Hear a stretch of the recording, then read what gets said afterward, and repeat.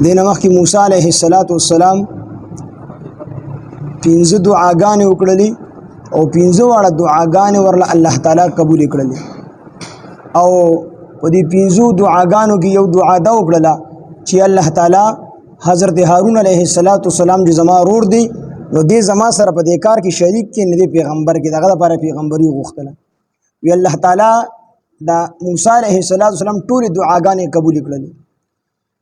پیغمبري ورله ورکړله خو الله تعالی چې څومره احسانات پکړي هغه ټول احسانات ورته ور یاد کړ پیغمبري دومره اوچت سیز دی پیغمبري ختم شوی دا بل پیغمبر د رسول الله صلی الله علیه وسلم نه پس دنیا ته راتلو ول نشته دی تر قیامت پورې بل پیغمبر نشي راتللی خو کار د نبوت چې کوم دی د نبی علیه السلام انبیاء والا کار هغه تر قیامت پورې جاری وي د دې امت له الله تعالی انبیاء علیهم السلام والا کار ورکړي دا اوچت کار دی دې ځنه علما دا نقطه اوچتي چې ګوره موسی علیه السلام پنځه دعاګانې وکړلې خو چې کله د رور د پیغمبرۍ دپاره درخواست وکړو الله تعالی چې مخکې د پیدایش نه بلکې د حمل نه راواخلي تر مرګه پورې څومره احسانات به الله تعالی کړي وو نو هغه ټول احسانات ورته الله تعالی ور یاد کړي نو هغه احسانات ورته الله تعالی اوس ور یادي ها بیا مو در باندې احسان وکړو اذ باغ وخت کې اوحینا چې مونږ وحی وکړله یو وحی اصطلاحي ده چې هغه انبیاء علیهم السلام ته کېږي د جبریل علیه السلام په واسطه باندې او وحی لغوي قرآن مجید کې الله تعالی د مچې د پاره هم استعمال کړی ده او دغه رنګ د موسی علیه السلام مور خو پیغمبر نه و د هغې دپاره هم دلته د مراد الهام دی یعنی الله وي مونږ له په زړه کې دا خبره ور واچوله د موسی علیه السلام مور ته الله تعالی زړه کې دا خبره ور واچوله چې ته د موسی علیه السلام دی کله چې اصل کې موسی علیه السلام په هغه کال باندې الله تعالی پیدا کو چې په کم کال باندې فرعون ماشومان علالول او دنه هارون علیه السلام 3 کال یا 4 کال مشر وي دی په هغه کال باندې پیدا شو په کال باندې فرعون ماشومان نه علالول دی په هغه کال باندې هارون علیه السلام الله تعالی پیدا کو او موسی علیه السلام چې په کم کال الله تعالی پیدا کو نو په دغه کال باندې فرعون ماشومان علالول نو د دې چې حمل پیدا شو ځکه یاره پیدا شوله چې خدای پاکه دا خو ماشوم پیدا کیږي او چې کله پیدا شي نو د فرعون خلق داغه چې کم کسان دی هغه ګرځي په کورونو باندې چړو په لاس باندې ګرځي زما د ماشوم په زما غیږ کې علالي دا بس کیږي دې سره فکر پیدا شو اک وخت کې الله تعالی دې زړه کې دا خبر ورواچوله څنګه دې پیدا شي دله به صندوق جوړ کې هغه صندوق کې به ورواچي دریاب ته به ورلړه کې او دا دریاب یو نیر د فرعون کور ته تللی دی یا د کور په خوا باندې تللی دی نو د فرعون څخه خلق به هغه د صندوق راوچت کی او د تربیت په ضد فرعون د خزانه نه کوم او دا ماشوم به تاسو بیا زر واپس کوم لږه غوند جدای به برداشت کی خو دوباره به درته بیا چې کوم دی واپس کوم دا خبره د موسی علی السلام د مور په سره کې الله تعالی اچولې و محبت یعنی ته محبوب پیدا کړی موسی علی السلام ته الله فرمایي ته دومره محبوب پیدا کړی چې چا به درته قتل ډایرک به دغه په سره باندې قبضه کول تاسو به غیر اختیاري محبت پیدا کړي عمدا وجه چې کله اسیه بیبي موسی علیه السلام ته وکتل ډایرک چې کوم محبت ور سره پیدا شو دا خدای لاله ول ماشوم نه دی پیغمبر خو الله تعالی اسیم خسته پیدا کړی پیغمبر دا بدرنګ الله تعالی نه دی پیدا کړی نه پیغمبر په کمزور نسب کې الله تعالی راوستي دی په خپل خاندان کې الله تعالی پیدا کړی او دی چې کوم دی خپل الله تعالی د دی وجه لقمان حکیم سیب چې خلک یادي لقمان حکیم سیب نو د مبارک چې کوم دی اختلاف دي سوق پیغمبر دي سوق دا پیغمبر نه دي د الله تعالی ولی دي دا چې پیغمبرای کې چې اختلاف پیدا شي دغه ولایت د یقیني وي نو دې درنګ تکتورو دی وجنه علماء وی چې پیغمبر الله تعالی بدرنګ نه پیدا کیدا پیغمبر نه دی خدای الله تعالی لوی ولی دی حدیث ته چې کوم دی حدیث فتون ویل شي دا حدیث فتون دی حدیث ته ویل شي او دا سنن نسائی او د کتابونو تفسیر را نقل کړی دی تفسیر ابن کثیر هغه هم چې کوم دی دا حدیث را نقل کړی دی حدیث دا دی چې قاسم بن ایوب رضی الله عنه فرمایي چې ماته سعید بن جبیر خبر راکړو چې ماته د عبد الله بن عباس نه د دې آیات ما عبد الله بن عباس رضی الله عنه د دې آیات تفسیر وغوښتو چې ماته د دې آیات تفسیر وکا چې موسی علیه السلام ته الله تعالی فرمایي چې فتناک فتونا په دې کې دا فتون ست وی فتون نسم مراد دي وی ماته عبد الله بن عباس رضی الله عنه فرمایل چې دې تفسیر ډیر وګد دی سحر وختي راشم د دې تفصیل به درته وکم زه سحر وختي رالم وچرالم د عبد الله بن عباس رضی الله عنه نه تاسو کو تاسو ما سره پرون وعده کړی و چې د فتون تفسیر به د سبا کوم ډیر وګد نو سحر وختي را شمزه وختي را لمو سره د تفسیر وکا وی عبد الله بن عباس رضی الله عنه فرمایلی چې ورځ د فرعون چې کوم ملګری او دغه په مینس کې دا ذکر وشو چې ابراهیم علیه السلام سره الله تعالی وعده کړی و چې زبستا په اولاد کې ذریت کې پیغمبر او بادشاہ به الله تعالی د ابراهیم علیه السلام په اولاد کې به الله تعالی پیغمبر او بادشاہ پیدا کړي پیغمبر به ومي او بادشاہ به ومي دا خبره یو کس وکړه نو بعض خلک را پاسې دوه غي وي چې دا بنی اسرائیل خو اوس په انتظار کې دي ودي تر اوسه پورې به چې دا یوسف بن یعقوب علیه السلام یعنی یوسف علیه السلام خو هغه کله وفات شو نو دی وی چې د دې حدیث مصداق دا نه دی یعنی د دې وادي مصداق دا نه دی چې الله تعالی ابراهیم علیه السلام سره کوم وعده کړی و چې ستا په خاندان کې به پیغمبر او بادشاہ پیدا کوم نو یوسف علیه السلام نو بلکې هغه بل پیغمبر دی چې هغه ورستو راځي چونکه بنی اسرائیل ټول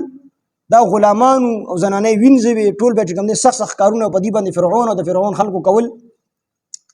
نو چې کله غیدا خبره وکړي بنی اسرائیل ډېر کلک پته مدي نو فرعون سره فکر پیدا شو چې یاره بدی کې پیغمبر راځي نو پیغمبر خو پیغمبري خو بیا د خپل قوم د غلامین ازادي او زما د بادشاہي بدړي وړي شي نو دا هغه وخت نه خپل ټول کسان راوغختل او مشوره ورسره وکړه چې یاره څه چل کو دی ورته چې د شکار به وګو چې بس بنی اسرائیل وګر کوم ماشوم پیدا کیږي نو هغه بالالو بس شورې وکړه بنی اسرائیل باندې شروع وکړه کسانې مقرر کړل خپل کورونه څنګه چې د پولی واله ګرځي او ټول کورونه وته معلومي د کشن کسانې مقرر کړ او هر کور ته بتل چاړه به ورسره وا چې کوم ماشوم به مونتو د مخه سره به اعلان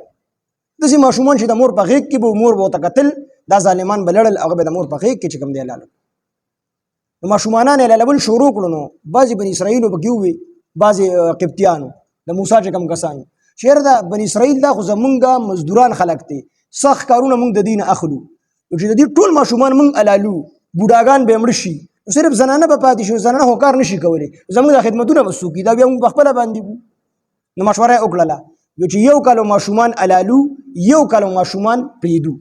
ځکه چې کم سے کم سنه سره زموږ د خادم توپ د پاره زموږ د غلامای د پاره پاتې شي کنه او چې یو کال موږ الالو بل کال پریدو دي کې دومره خلک نه پیدا کیږي چې زموږ بادشاہي بدړي وړي نو دا فیصله وکړه نبی هارون علیه السلام الله تعالی په هغه کال پیدا کو چې په کم کال باندې دی ماشومان نه الالول د ماشومانانو د نه الالې دو کالو په هغه کال باندې الله تعالی حضرت هارون علیه السلام پیدا کو او د موسی علیه السلام ندری یا سلور کلمه شو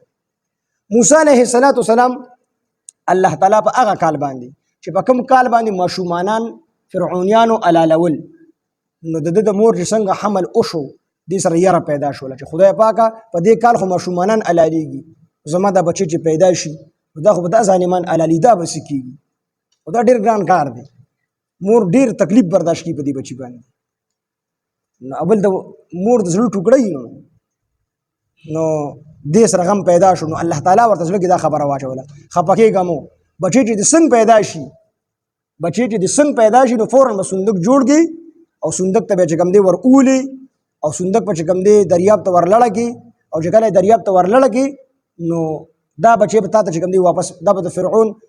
کور ته لړ شي او د فرعون په مال به تربیت کیږي او دا غیر ورستو به دا بچی زتا ته واپس کو دا خبره حضرت موسی علیه السلام مور ته الله تعالی په ځل کې دا خبره ورواچوله چې کله دا خبره ورواچوله نو دا کار خو د الالیدو وکنه چې څنګه موسی علیه السلام پیدا شو نو فورا مور صندوق جوړ کو او دا بچی ورته ورواچو عبد الله ابن عباس رضی الله عنه او فرمایل سعید بن جبیر رضی الله عنه دا ورته وی دا اوله واقعه و د فتون چې موسی علیه السلام ته پیښ شوله اندړم بنی ازمه خو چې موسی علیه السلام څنګه پیدا شو نو بس د عمر وو خو الله تعالی وته دا خبره ورواچول الله پیدا ازمیخ راوستو د دې ازمیخ نه وبس مور صندوق جوړ کو چکله صندوق جوړ کو نو هغه صندوق چکله دریاب ته ورغورځو شیطان ورته ځل کې وسوسه واچوله چې دا ته څه کوي دا ځان سره وساته کو د فرعون خلک راشي استاغه کې علال کې نو کم سے کم کفن خو به ورواچي کنه استاد سترګو د وړاندې خو به کنه خخ خو به کې کنه نو ته د میانو د خوراک کوي نو دغه وسوسه د فکړه او موسی علیه السلام ورته کو دریای نیل ته دا غینه چې کوم دی د موسی علیه السلام خور او د پسې غلی تلله دی د صندوق نیخ چې کوم دی د فرعون وینځو به چې کوم ځای کې غسل کوو لامبل به کوم ځای کې به جامې انځلې هغه نیر په کوم ځای کې اکه ځای ته چې کله دا صندوق ورسېدو نو د اکه ځای کې د هغه وینځې ولاړې وي چې دا صندوق چې کوم دی راوچت چې څنګه دا صندوق راوچت کو که نه نور وینځو ته چې مه کولوه دا به ډایرکټ خپلې نیکې له اوس اسیر رضي الله عنها له که مونږ یې دلته کولو کو دې کې قیمتي څیز وي نو که مونږ ډېر وایو چې مونږ ته نه دی اخیستی خو هغه به تاسو کولو کړی تاسو ته اخیستی نو دا صندوق چې کوم دی مه کولوه نو دا صندوق چې کوم دی اسیر رضي الله عنها له چې کوم دی ووړو ډایرکټ او هغې چې څنګه دا سر ته کولو کو په هغې حضرت موسی علیه السلام پروت نو فورا دا اسیر رضي الله عنه زړه ته چې کوم دی محبت د موسی علیه السلام محبت راغی وی دا تفسیر دی چې الله تعالی فرمایي چې والقیت علیک محبة مني چې ما واچو په تا باندې محبت د خپل طرف نه د خپل طرف نه ته محبوب جوړ کړې چې څنګه درته هغې وکتل نو ستا سره محبت پیدا شو د هغې د محبت ته وجه د مرګ نه هم بچ شو الله تعالی بچ کړل نو چې دې څنګه راواغستو نو د فرعون کسان ډایرکټ چړو په لاس باندې ور ورسېدل چې دا ماشوم مونږ الالو وی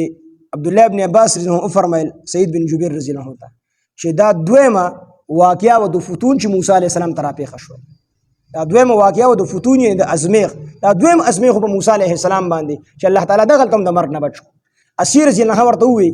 وی دې ټیک ته تاسو حلال کې خو لږ صبر وکړئ ما ته زه د خپل خاوند سره مشوره کوم د فرعون سره خو هغه زما خبره ومنله هغه وایي چې مې حلالوئ نو تاسو سره سویم ده مې حلالوئ که نه او که نه هغه وایي چې حلال یې کړئ چې تاسو بیا حلال کړئ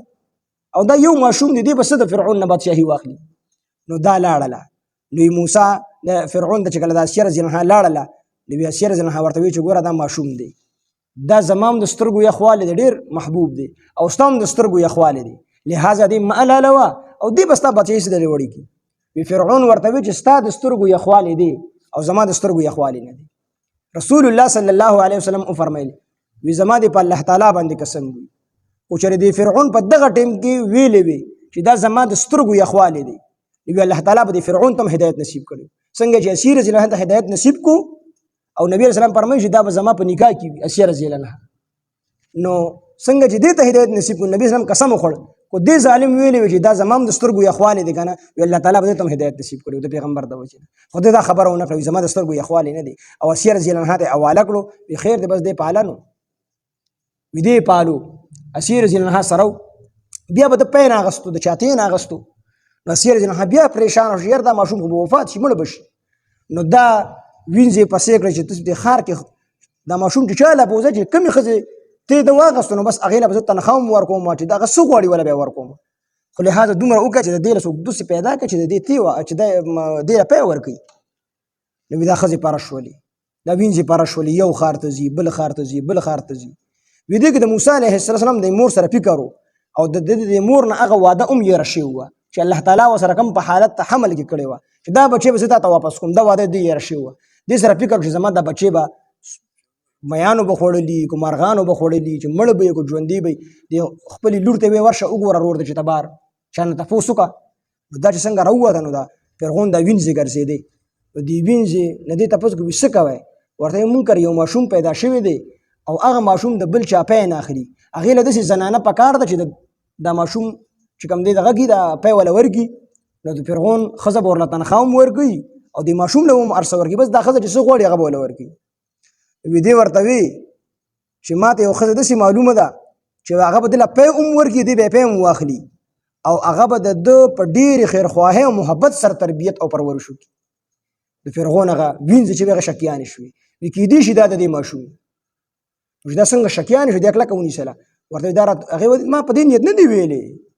چې هغه په خیرخواهۍ محبت سره د پرورش وکړي په دې نیت مې و چې فرعون بادشاه دی چې د بادشاه زوی دی د بادشاه زوی شوی دی نو د هغه تربیت چې څوک وي نو مخامخا په محبت سره کوي ځکه چې تمه او لالچ به یې وي نو ما د تمه او لالچ دپاره د محبت طلب استعمال کو نو هغه یې پرېښودله عبدالله ابن عباس سعید بن جبیر رضی الله عنه ته وی دا درېیمه واقعه وه د فتون چې د حضرت موسی علیه السلام سره پېښه شوله دا درېیمه واقعه وه د هغې نه وروستو چې کله د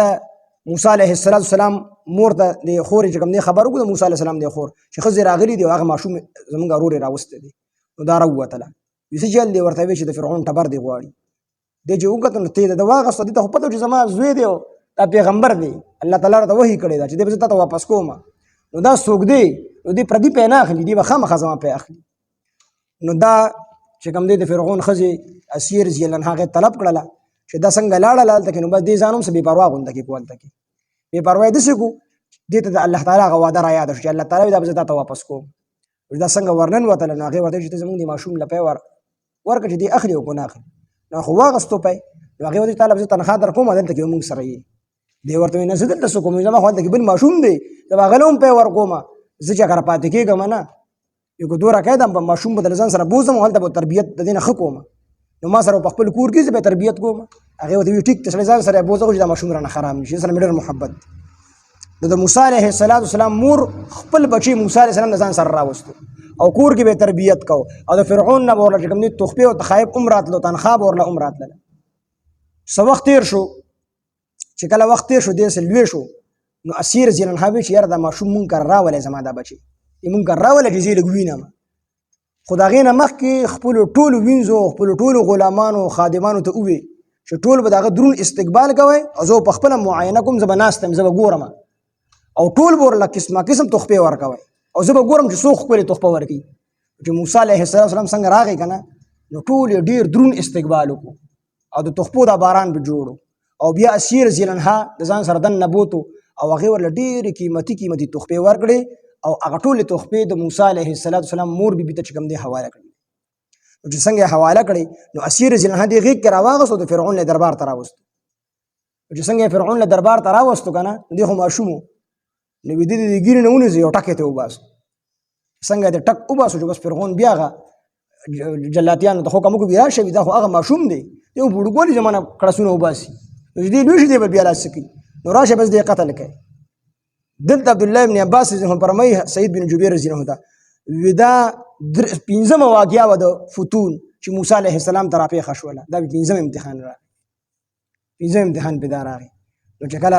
هغه کسان چې کوم دی راوغوښتلو اسیر رضی الله په منډه باندې راړه ورته وایي ته داسې څه کوې دا خو ماشوم دی دې نه پوهېږي د دې امتحان واخله